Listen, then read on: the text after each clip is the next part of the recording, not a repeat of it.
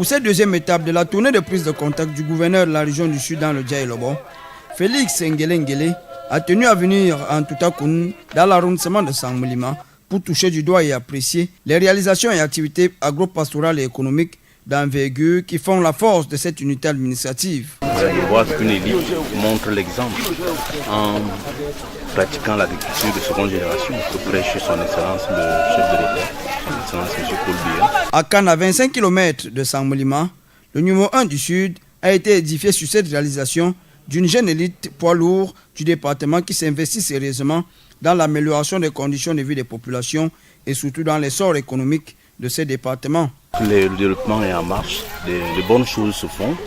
Il y a quelques obstacles que nous nous efforcerons de lever avec le concours des pouvoirs publics, mais je crois que les gens sont dans la bonne direction. Dans le cadre de ce projet faramineux, Félix Ngele sait désormais que Cannes a une constellation de plusieurs spéculations étalées sur environ 120 hectares, dont l'EVA, le palmier à huile, l'ananas, la cacaoculture et en prévision un volet pisciculture et élevage, sans omettre le secteur formation, d'où les encouragements du patron du Sud à l'endroit du promoteur. Je vois qu'il a permis qu'il y ait au niveau du village une activité de production des richesses et je ne peux que l'encourager. C'est pour ça que nous sommes là, pour l'encourager et l'aider à persévérer dans ses efforts. Malgré quelques difficultés, le projet est dans sa phase d'implémentation et pratiquement à un point de non-retour. Aujourd'hui, la difficulté, c'est de ramener l'électricité ici pour démarrer la transformation.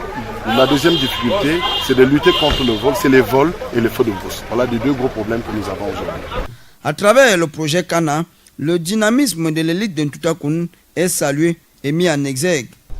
L'élite de notre village est jeune et cette élite s'est organisée à lancer des projets de développement qui à la fois vont créer des emplois et en même temps vont créer, comment je peux dire, l'épanouissement des populations de notre village.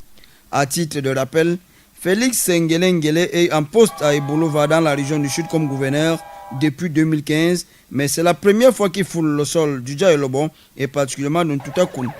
Il en est sûrement reparti avec des idées positives.